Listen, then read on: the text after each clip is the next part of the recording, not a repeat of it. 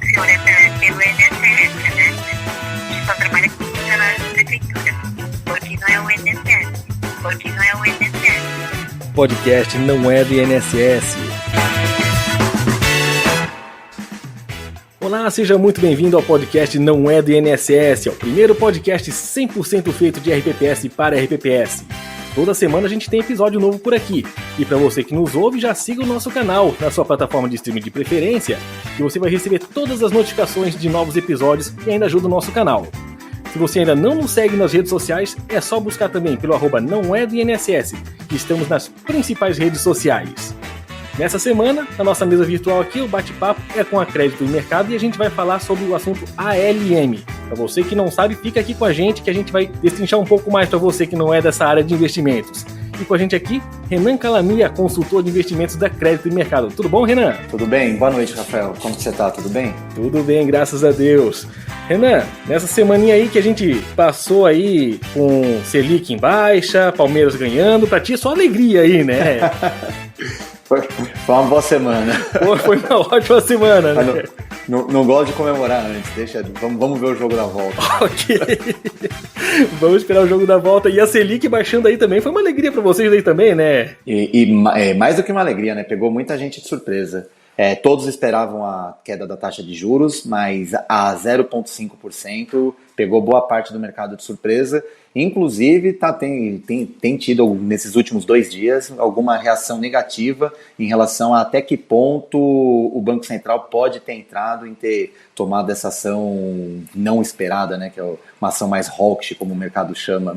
Mas para fins de investimento, para fins de crescimento, para fins de Brasil, um ciclo de queda de taxa de juros é sempre positivo. E trazendo aqui para o pessoal, que muita gente acaba não sendo do setor de investimentos, acaba não conhecendo o trabalho da Crédito e Mercado, não conhece o teu trabalho também, né?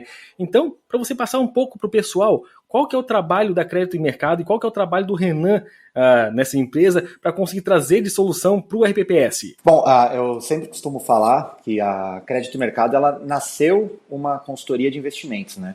Então, até para sempre auxiliar o desafio que é investir nesse cenário econômico que é o Brasil, né? O Brasil tem aquela máxima que até o passado é incerto no Brasil, né? Que aquilo que já aconteceu, a gente acaba tendo dúvida. Então, dentro desse cenário, dentro desse desafio, querendo ou não, é missão do RPPS rentabilizar a carteira de investimentos dele para fazer frente ao fluxo de benefícios de aposentadoria e pensão que o atuário passa para ele, nasceu a Crédito e Mercado. Então, nascemos com esse desafio de trazer para o RPPS soluções em relação à alocação dos seus investimentos, só que hoje a Crédito e Mercado ela é muito mais do que isso. Então, dentro desse desafio que é ser um gestor da RPPS, a Crédito e Mercado costuma agir não só como uma consultoria, mas sim como uma empresa parceira. Então, dentro da consultoria de investimento, a gente tem todo o auxílio em relação aos trâmites burocráticos que se exige do RPPS em relação aos seus investimentos. Então, estou falando desde o auxílio ao preenchimento do CadPrev até o auxílio junto aos credenciamentos das instituições financeiras, até soluções mais técnicas, que uma delas é a ALM, que nós vamos bater um papo hoje sobre. Temos também, desde 2018, o auxílio à certificação, ao Progestão. Então, a gente tem hoje a Crédito e Mercado, dentre dos seus mais de 450 clientes da consultoria, temos mais de 150 RPPS que nós auxiliamos a tirar os progestões desde do nível mais simples, o nível mais 1, até o nível, os níveis mais avançados. E hoje a Crédito e Mercado ela não foca só no mundo dos investimentos. Então a gente tenta sempre ser uma solução para o RPPS em relação à gestão do RPPS. Ou seja, já consegue trazer um pouco mais do que somente uma consultoria de investimentos que vai falar sobre fundo, falar sobre cenário econômico. É realmente trabalhar em cima de gestão de RPPS também, né? Exatamente. Esse é o nosso principal foco hoje. É não só ficar em cima de alocação, de análise de fundo e de investimentos e partir para o que é o desafio do gestor do RPPS, que é entender uma LM, é a certificação do Progestão, que tudo acaba englobando o mundo dos investimentos. Mas hoje a gente tenta estar muito mais no dia a dia do RPPS do que só falando de investimentos. Bacana. E nisso aí que falasse agora, né, dois termos que eu ia citar por agora aqui, a parte do ALM, que é o nosso assunto de hoje, e o progestão. O ALM é um estudo já de longa data, né, onde a gente vai falar um pouco mais sobre Markowitz mais adiante, que ele que fez esse estudo de ALM, de alocação eficiente dos ativos. No mundo do RPPS, isso só foi se popularizar com a vinda mesmo, com o advento do progestão. E tem muitos dos RPPS que simplesmente ainda não conhecem como que funciona esse estudo. Quando tem que fazer, faz uma questão pro forma por conta do progestão, né? Dito isso, queria que você explicasse para o pessoal no que consiste esse estudo de ALM na carteira de um RPPS. Bom, primeiro, perdoa meu inglês, né? Mas o ALM, que é o Asset Liability Management, ele, traduzido ao pé da letra, ele é o gerenciamento do seu ativo em relação ao seu passivo. Então, o ativo do RPPS ele é o seu patrimônio líquido e o passivo é tudo que o atuário traz em relação ao fluxo de benefícios presentes e futuro. Então, a ideia isso é sempre interessante, né? Porque a missão do RPPS em relação a investimentos não é nem ser o cara que menos perde dinheiro no mundo, aquela carteira mais conservadora, como também não é ser a capa da Forbes como a maior rentabilidade do mundo. Então, o objetivo do RPPS é rentabilizar o suficiente para cumprir a sua meta de rentabilidade para fazer frente àquele fluxo de aposentadorias projetada para o futuro. Por isso que existe LM. E já que eu tenho uma meta de rentabilidade, já que eu não preciso rentabilizar o máximo possível e nem ser o máximo possível conservador, que eu atinja essa meta de rentabilidade incorrendo no menor risco possível. Ou seja, atingir aquela rentabilidade de forma eficiente, que é o que o Markowitz nos traz. É trazer a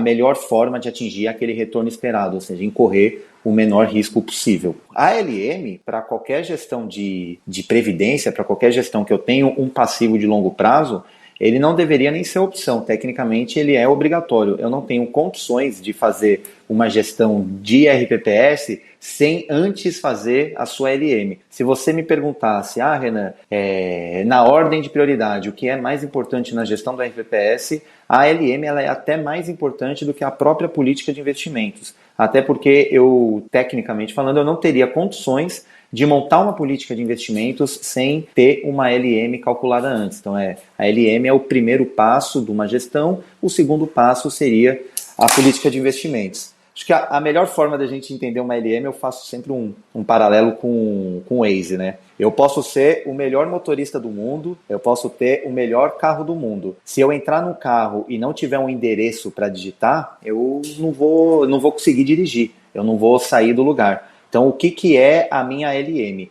O resultado da minha LM vai ser um endereço. Então, eu vou ter um objetivo, eu vou ter uma carteira que eu tenho que mirar para conseguir rentabilizar aquilo que eu preciso, incorrendo no menor risco possível. E aí, com esse objetivo, eu, através das minhas ferramentas de gestão, que é o meu carro, através do meu conhecimento de direção, que é o gestor e as suas qualificações, eu consigo dispor de quais serão os melhores caminhos para chegar àquele destino.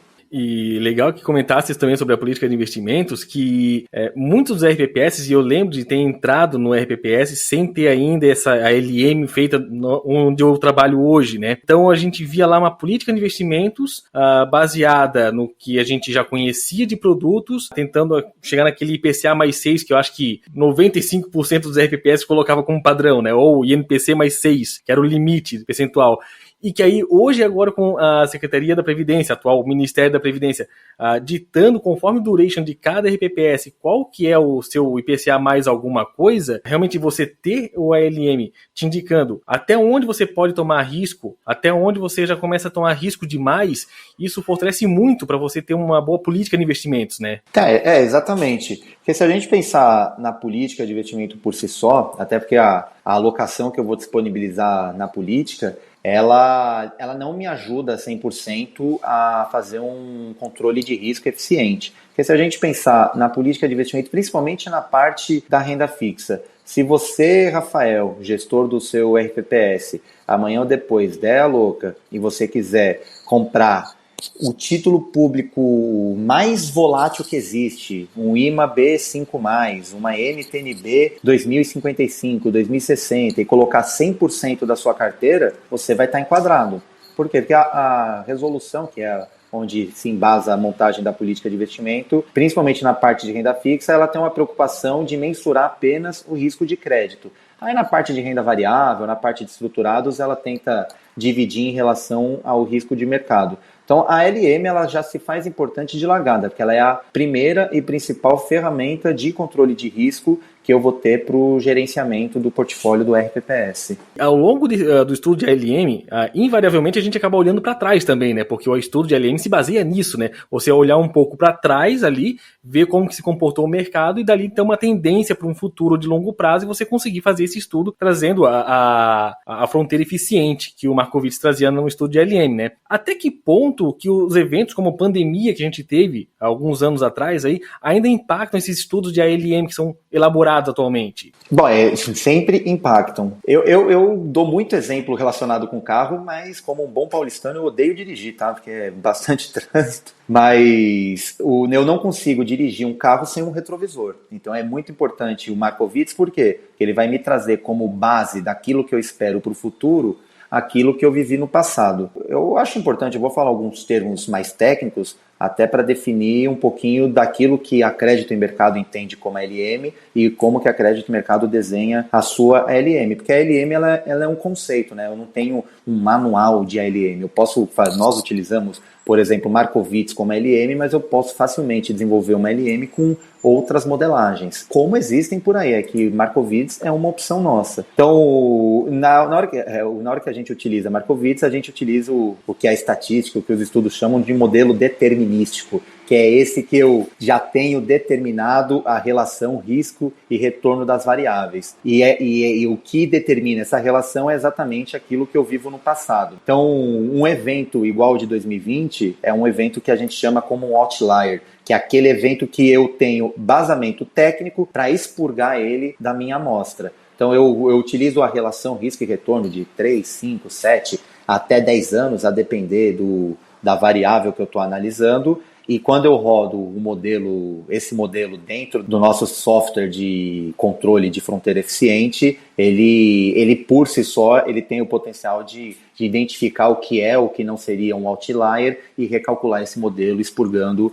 essas outliers. De largada, eu tenho algumas métricas estatísticas para sanar esses eventos que são fora da curva, que é o evento da pandemia, o Joesley Day, que a gente teve lá em 2017, entre outros eventos que aqui no Brasil, a cada 3 anos, a gente tem um outlier. Ou pior, né? Talvez o outlier já não seja mais tão outlier, né? Simplesmente por ser tão constante assim no nosso meio, né? Eu até ia te perguntar, realmente, quais eram outros eventos que tinham além da pandemia, né? Porque a gente acaba lembrando muito da pandemia porque foi realmente algo muito fora, mas o Joesley Day já seria um bom exemplo, né? De um evento que realmente seria um outlier no caso do ALM. Sim, acho que os que me vêm pela cabeça é a greve dos caminhões, que a gente teve em 2018, Joesley Day, que a gente teve em 2017, a pandemia, que foi em março de 2020, onde eu tive um risco sistêmico absurdo. Nos últimos 10 anos, o que eu tenho... E quando eu falo outlier, não são só eventos que trazem retornos negativos, né? Eu tenho, por exemplo, retornos positivos que são outliers também, que são fora da curva. Vivi muito isso em alguns dias em 2016, quando eu tive todo aquele movimento político em relação a impeachment, em relação à troca de governo. Então, mas o importante ele não sou eu como analista que identifico e tiro, né? Eu tenho toda uma métrica de risco e retorno para identificar o que é um outlier e ter condições de utilizá-lo ou não na minha amostragem. E como falasse ali, né, o estudo de LM que vocês fazem é o modelo determinístico, né? Eu mesmo, eu sou da área de investimentos e talvez não seja muito ignorante ainda também nessa parte, né? Há modelos e modelos de LM, né, que são disponíveis no mercado. Vocês, então, utilizam esse modelo determinístico. Outros modelos também fazem esse tipo de consideração também, né? Ou o RPPS tem que ter um cuidado agora, ou rever o seu contrato para ver com sua consultoria qual o modelo de LM que está sendo utilizado para eles. Com certeza é importante para o gestor ele sempre entender qual que é a modelagem por trás da LM que ele utiliza. Tanto que nas nossas apresentações de LM nós começamos explicando o nosso modelo. Mas aqui na Crédito e Mercado a gente utiliza Markowitz como a parte determinística do modelo e após eu determinar a fronteira eficiente através de Markowitz, aí a gente utiliza uma base estocástica, né, determinística, que a relação, que as variáveis elas já são determinadas, estocásticas é aquela que eu jogo uma aleatoriedade no evento. Então, para explicar de forma simples, eu não posso acreditar, eu até acho forte a premissa de que o passado possa se repetir no futuro, mas eu não posso tomar essa premissa como verdadeira.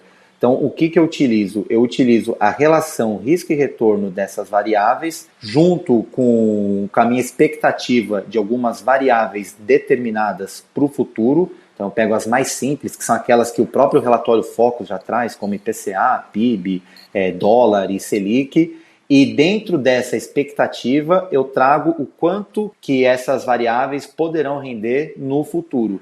E como que eu faço essa expectativa? Através de uma regressão linear múltipla gerada pela simulação estocástica dessas variáveis. Então hoje a nossa LM ela pode ser considerada um modelo híbrido. Então eu tenho a parte determinística e tenho a parte estocástica.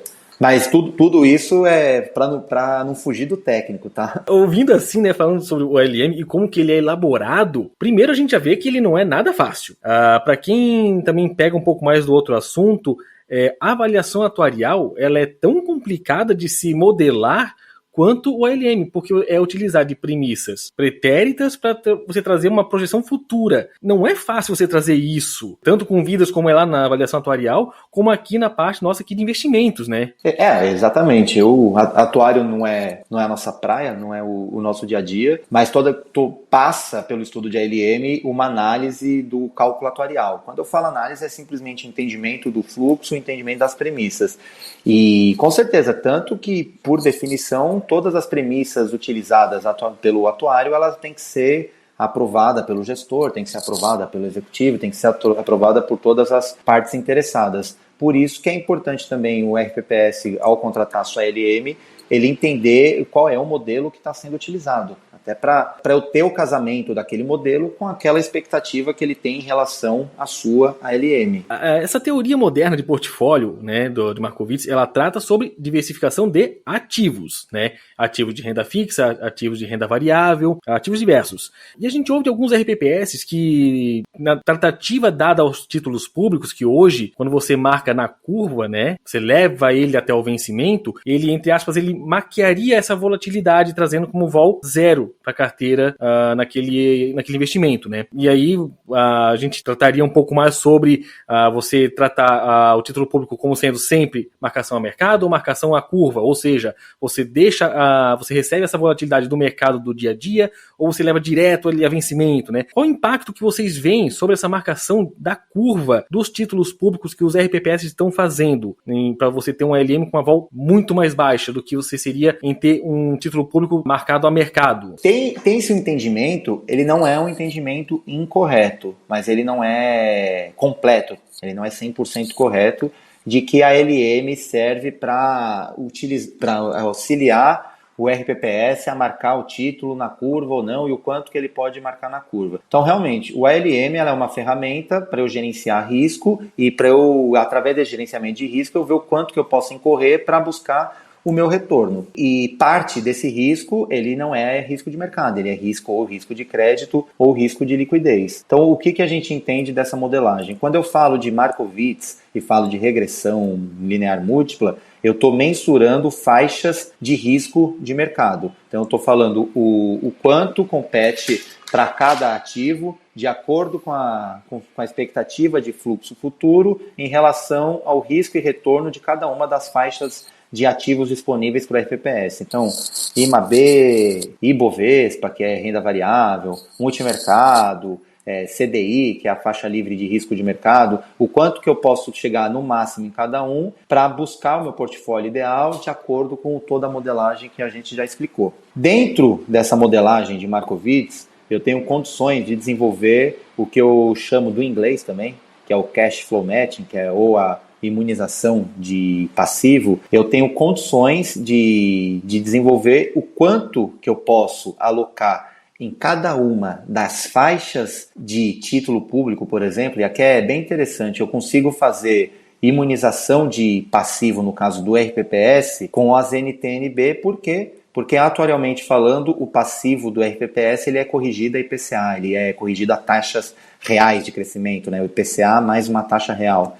E a NTN-B é um título que me imuniza a variação do IPCA. Então, dentro da expectativa de retorno, risco, retorno e alocação trazida por Markowitz, dentro do cenário econômico atual em relação às taxas de juros, eu consigo definir uma alocação máxima para cada vértice oferecido pela NTN-B. Então, é parte do desafio, e não o desafio todo, da ALM traçar uma alocação de carteira, e quando eu estou falando de imunização, aí faz sentido eu marcar na curva. Eu não estou mascarando resultados, porque eu estou me permitindo levar esses títulos até vencimento. Então eu não preciso do preço dele a mercado, uma vez que eu não tenho interesse em vendê-los. E isso foi até um acerto, né, da portaria, né? Eu tive esse acerto lá em 2017, quando foi permitido a marcação na curva.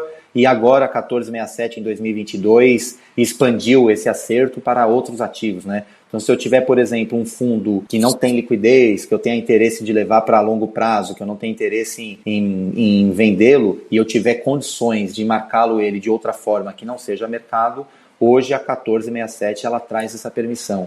Então, eu vejo, nós aqui, né, vemos com bons olhos o fato de eu poder marcar ativos na curva, não pelo preço de mercado. E fazer uma pergunta, eu acho que vai ser até meio provocativa agora, né, no mesmo sentido do que ocorre com os títulos públicos marcados à curva, né, na questão de você adquirir os fundos de investimento, principalmente de renda variável, que tem uma volatilidade muito grande, né, e há casos onde o RPPS compra uma cota alta e ele eventualmente cai. Hoje, a marcação a mercado permite que você leve toda a volatilidade junto. Partindo da premissa de que o RPPS também não tenha interesse em vender ele a cota abaixo do que ele comprou, seria possível de permitir, via política de investimentos ou algum outro instrumento, de se colocar ele com vol zero enquanto ele não chegar nessa cota que ele comprou? Em relação a fundos de ações especificamente, hoje eu não enxergo nenhuma métrica segura que possa me trazer essa marcação. Aqui é que não vai a câmera, né? Mas eu estou pondo sempre entre aspas essa marcação na curva, porque não é a terminologia correta,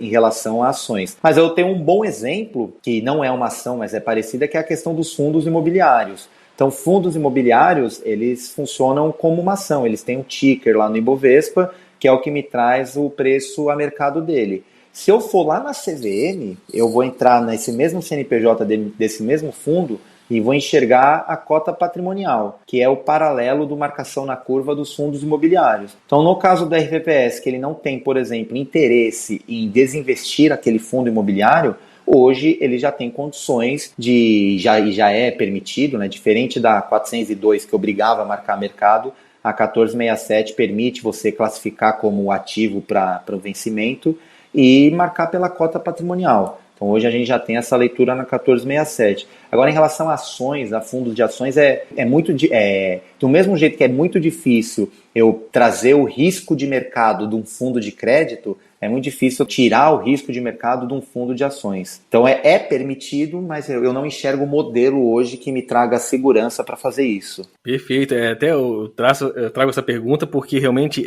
depois da pandemia vieram várias cotas virando negativo em muitos RPPS, né? E aí isso trouxe uma volatilidade gigante, né? Então, isso já se viu em vários relatórios de investimentos, vários estudos de LM também, né? A situação da volatilidade muito grande em alguns RPPS, né? Então aí até por isso já pensei, poxa, trazer esse tipo de questionamento para o pessoal também entender, né? Da mesma premissa do título público que poderia eventualmente, vai que tem uma inovação da 1467 nesse sentido também, né? E aí possa eventualmente congelar um pouco dessa volatilidade do risco do RPPS. Sim, não, com certeza. Mas o mais importante para o gestor do RPPS é entender que volatilidade não é crime. Eu não tenho problema em desvalorizações do meu portfólio.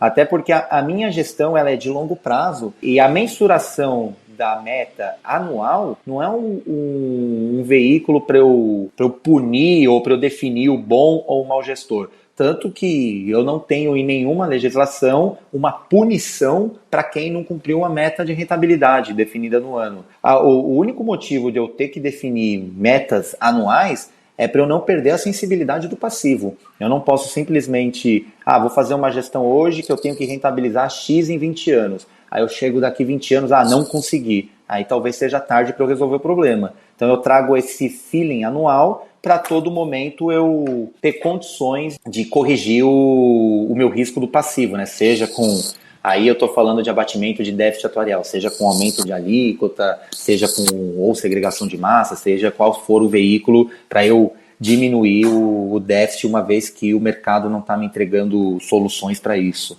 Esses estudos de ALM, eles sempre trazem recomendação de aquisição dos títulos públicos, né, as NTNBs, como a gente conhece, né, nos mais diversos vencimentos que o passivo do RPPS possui. Já, por sua vez, tem vários graus de adesão dessas recomendações por parte de RPPS. Tem RPPS que procura aderir o máximo possível do estudo de ALM, tem outros que acabam vendo algo mais como um norteador e não adere tanto assim, né? E tudo isso baseado no atual cenário econômico que a gente está vivendo e um pouco também de cenários que vão para trás também, né? Como a gente estava falando antes. Qual que é a preocupação que a Crédito e Mercado tem hoje com essas recomendações delas eventualmente serem aderidas a um grau muito elevado para o RPPS, no sentido de talvez travar demais a carteira deles?